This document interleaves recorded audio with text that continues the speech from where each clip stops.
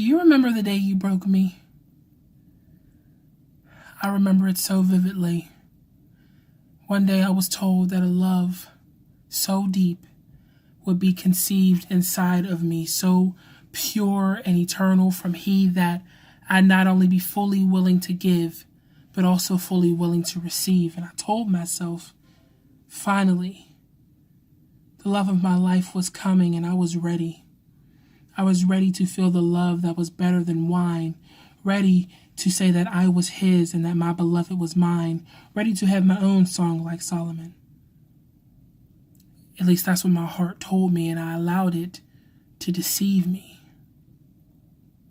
I thought loving would be easy because it was something I was meant to do. So, I'd given my heart away many times.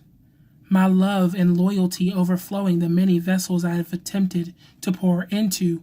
I was a gallon filling shot glasses until they eventually took all the charity that they could hold and swallowed it, leaving my overflow in the cracks of society's stereotypes. I never really noticed how empty I was getting. I rinsed so they could reuse and recycle me, attempted to fill more glasses that didn't deserve to hold me, and all the while my weakened shell was hardening. My plastic gallon shell turned to glass, and I was down to my last drop of love. I replaced the seal on the cap of my heart, hoping that no one would come back again. And I pretended to be okay until you came. And I thought you were the most beautiful shot glass. Maybe even a double shot, but I couldn't break my seal. I had no desire to fill you with my love. I didn't have much left, and I didn't know refills were free. But that didn't stop you. No, your words held me as you labeled me as your future. Your actions cut through my seal, and I was opening. I screamed for you to get away because you were getting too close. I was getting too close. My gallon was tilting, and I feared that I would be forever empty. I couldn't understand why you kept pushing. You kept pushing. I was too bottled in my fear to realize that you saw right through me. You saw my capability of love. You also saw the thickness of my pain and the hard shield I grew comfortable in. Still you pushed and you pushed until I finally hit the ground. Shattered. Reality smashed into my soul, and the eyes of my heart finally opened.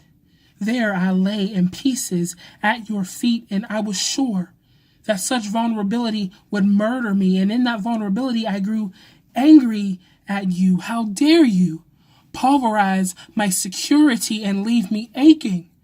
Openness suffocated me. I gasped for a breath of the familiar, of the pain that I grew so comfortable in to know so well. And the ringing of my shattering shell infiltrated my sanity. And the worst part about it was you saw everything. You witnessed me at my weakest moment, and I never expected you to still be there.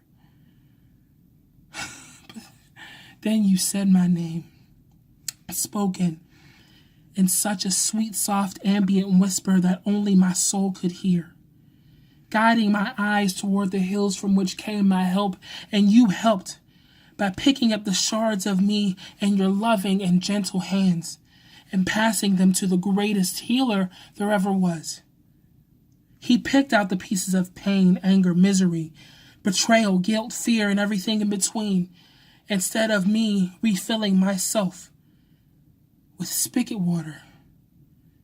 He refilled me with himself, the living water, and he sent me back to you.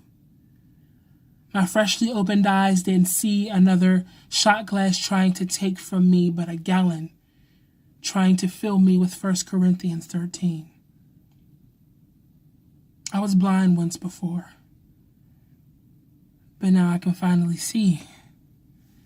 It wasn't the day that I was broken, but the day I was set free.